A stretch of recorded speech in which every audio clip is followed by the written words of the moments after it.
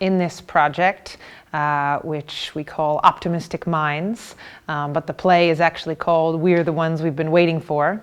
We're using legislative theater, which is a creative and grassroots and fun participatory democracy process in which people who are directly impacted by problematic or discriminatory, oppressive policies and practices, just policies and rules that aren't working so well, come together to build a play based on real life experiences of how those systems and structures, policies and practices are not working for the people. So the main goal of it really is that by the end of legislative theatre performance, we want to see there be a change. We want to see like a commitment be put down. We want to see people actively try to make a difference in the system. Because I feel for far too long, a lot of young people, such as myself, have had difficulties dealing with that, not just the stigma, but just the services as a whole.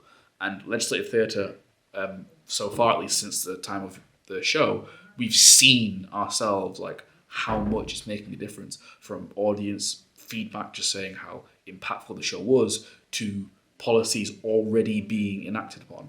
One of which, for example, that is my personal favourite is design spaces by young people, or mental health spaces, I should say, designed by young people, as they're used by them, so they should be used. Mainly the whole process, because I really enjoyed it. Not just coming up with ideas and actually performing it, but also sort of feeling like you're part of something that's making a difference. It's a lovely experience that you'd want to remember.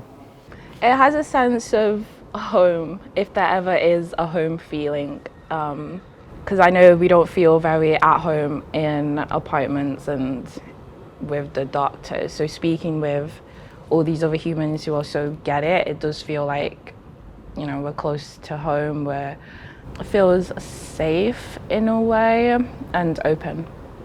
These are not just general policy recommendations. These are actual policy actions that the policymakers and the services that engage with us during the legislative theatre performance and the whole process actually committed to implement. You can use theatre as a way to communicate your ideas and opinions through acting, and in turn that can change policies for Greater Manchester or anywhere, whether it be for what we're doing, which is mental health, or for someone else like homeless people. So I guess you're here for the councillor as well, Yeah. obviously. I just got told to come in here. Oh, okay. Yeah. I didn't know that there was one. Oh, that's not great. I would have thought that, make it more clear that there's help for, us. Could you two just keep it down? Okay? This is a workplace environment. Thank you. Sorry. One of the classic things about educational research and participation methods is there was an experiment and they gave young people some cameras and they said take pictures of what you think is interesting in the school.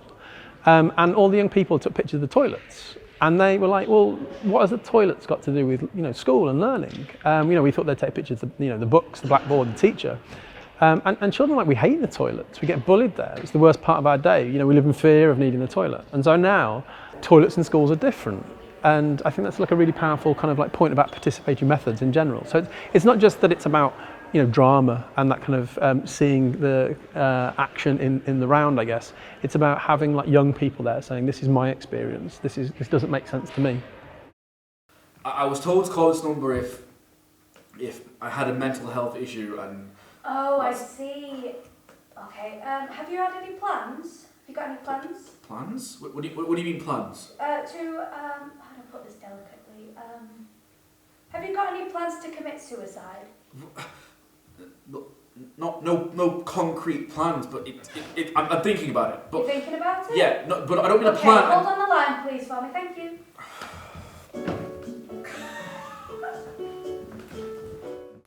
We're always in this process looking at problems, and the problems are real, and so that is can feel heavy and intense, and that's certainly the case here.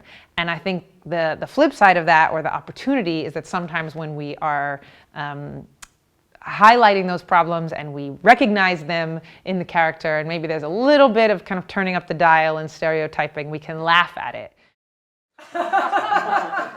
Sorry, it shouldn't be on. Shut up! Right, as I said, we can pull over for a minute. If you two just want to have a chat, I can get out of the car. I'll get out of the car. I'll leave you Red two. light. If you'll be out the car, then fine. Yeah, I can come. I'll get out of the car if that's what you want. Yeah, for a few hours. So when we've had our shows and we put them on, we perform the entire show. At the end of it, we asked the audience, like, did you see any problems? You know, you could see that the students were stressed. You could see that the young people were facing difficulties. And naturally, people would respond saying, yes, we saw that and understood that. We then invited them as spectators to come up with their own ideas of how could you change this? If you could pick one thing in the play or one issue that was going on or a person or a rule, what would you change? They then came on stage and they performed with us. We started with games, but those games also help us look at how the systems that we're impacted by in the world we live in, and that leads to some conversation and finding similar themes and similar experiences. And then we put together 3 really different scenes based on real stories. And then we started to say, okay, what if these 3 scenes were happening in one world, in one play? How would we stitch them together? And then every time we've rehearsed, everyone comes in with new ideas. But the goal for all of us is to ask some questions of the audience. So all of this collaboration is about clarifying what kind of questions we want to ask and what we really want them to look at in terms of the changes that we're asking for. They invite peers and advocates and policymakers into the space to improvise new policy ideas on stage with the actors, have a critical analysis about those ideas, what else would we need to make this work, and actually propose policies to people we invite who have some influence over policymaking, and finally have a vote and get some commitments from those people towards the ideas that come from the actors and the rest of our community. There were people in the room today who don't necessarily get to have that level of kind of contact and interaction and conversation and discussion with young people. They're very, very busy doing their jobs and don't get the chance to kind of stand back and listen to what people have to say. So it's ace that they've had a chance to do that this evening. I think I just need to just talk to somebody and just really just explain how I'm feeling, you know. Yeah, right. Well, we've got some counsellors that you could maybe call if you don't want to go anywhere because it's quite late at night. No, I'd rather do this in person. Kid, what are you having for tea? One second. I don't know. Who are you on the phone to? Just a friend. It's just a friend. They then came on stage and they performed with us. The purpose of this was to show that, yes, ideas can be easily thought of and executed, but in our case, for example, we then used our time on stage to then sort of try and derail the ideas, to sort of simulate how it is in real life, where people come up with great ideas for stuff, but there's always things such as funding or time, mostly funding, in the way of executing these ideas. There's a very kind of like strong reason why this is put together, but one of the things that I've always kind of known about this type of work is that there's no voice for young people in there. So you might have a scientist telling that you should work on your breathing if you're a depressed young person. But when you're telling that to a young person who's been struggling to get services for 2 years, it can come across as a bit patronising. And so that was the kind of the general approach, is like, how do we acknowledge that there is all this evidence that can be useful, but also that we really need to kind of like put young people's voices in there. Obviously, mental health is something that people that I know have personal experience with. I've definitely experienced like negligence in care from various professionals. So yeah, it is something that I feel quite passionately about. Well, I suppose one of the things that always surprises me, which is a bit depressing, is that we still work in silos loads, and it just seems so obvious to young people that are using services that if we were more joined up, it would make their lives loads easier. And they wouldn't have to wait so long, and they wouldn't have to repeat themselves so often. And it just feels a bit sad that we haven't done more around joining things up and making them integrated. So that's none of that's a surprise, but it's frustrating. Hearing everyone talk about what they felt and what they've been through, and the similarities and the differences that may be akin to our own, knowing that it all angers a lot of people, and I don't know, it just, there's a lot of pain. The whole idea of like it being a numbers game and just trying to constantly like over the system with people and not giving them the correct care. I would much rather it if a new system, or rather an improved system, came about in which people are given proper individual care for mental health, rather than it just being a case of here's some CBT or here's some drugs on your way. So yeah, I'd like it to be a bit more individualized and a lot more impactful.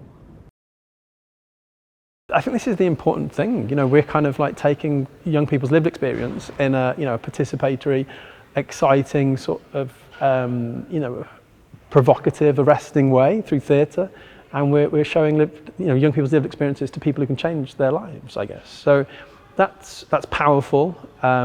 We just hope it goes well. I'm really sorry, kid. Just a second. So remember the trauma-informed training?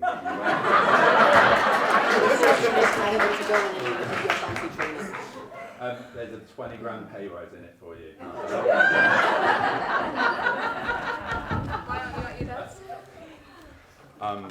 So we have access to... Mike, I'm really sorry. I think I've... Thank you, but I just need to go. I'm sorry. Well, let me at least... could I at least...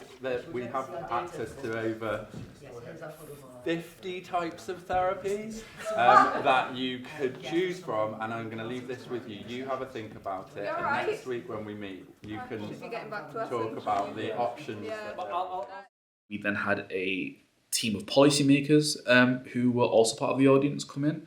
Those policymakers were people from around Greater Manchester involved in young people in terms of mental health, like charities such as 42nd Street and Youth Focus North West. We also had like the police involved as well, and the mental health side of the police, NHS workers, CAMS, etc. And this policy team then sat down and, based off the ideas that people had said, the audience as a whole plus the policy team created policies, or rather commitments, that they were going to stick to.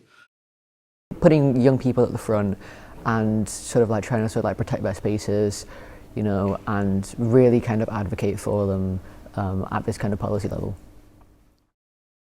And then I can take them back with my research and innovation head-on into our senior strategic groups. Great. Okay, so going to senior strategic groups about all of these kinds of different kinds of therapies and other services specifically for 16 to 25, 18 to 25-year-olds.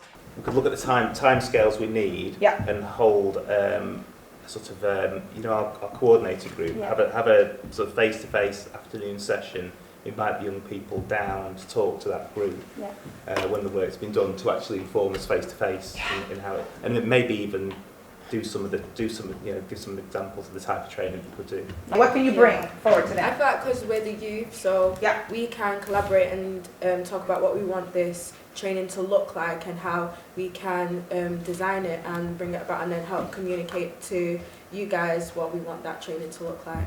We're going to work very closely as well with the Greater Manchester Youth Combined Authority, so that they can also embed all this youth-led participation into their own work and link it to the workings of local government institutions. So we want to make all this youth-led grassroots work visible to institutions, so that young people's voice is heard loud and clear. So for my school, I wouldn't mind hosting a coffee morning, but we get kind of professionals as such to come in and speak to children, because obviously not everyone likes the concept of going into a counsellor's office. It can seem quite intimidating. So I feel like if they speak to students our age, we're not professionals, we can't give the best advice. It'd be good to have someone on hand as well to help us, but just to casually get to know each other's sessions. So you're going to do some of this peer relationship building and this changing around the way we're doing the information about these services by organizing coffee mornings in your school. That is amazing. I'll take from this the young people designing the environment that will do that in, and I'll give them a budget to design that environment, and then you have to give them a budget if you're going to do it, right? A budget, great. So the young people designing that environment, and then the services coming to us. Great. So the thing that I've pledged to do is to continue to work with the 16 to 25-year-olds, 18 to 25-year-olds, and we're going to take that round Greater Manchester to some of the decision makers and the commissioners in Greater Manchester. They can hear firsthand from the young people what it is that the young people think needs to change in their localities, train them a little bit so they understand some of the needs of 16 to 25-year-olds, and then hopefully transform some of their services so they better meet their needs. I would definitely want people to start realising what's going on instead of just sweeping it under the carpet. I want commissioners or something to be changed. Even if it's only a small detail can make a big difference to someone's life. You know, it's like that saying, it might not make the difference to the world, but it'll make a difference to someone's world. And that's all that matters at the end of the day.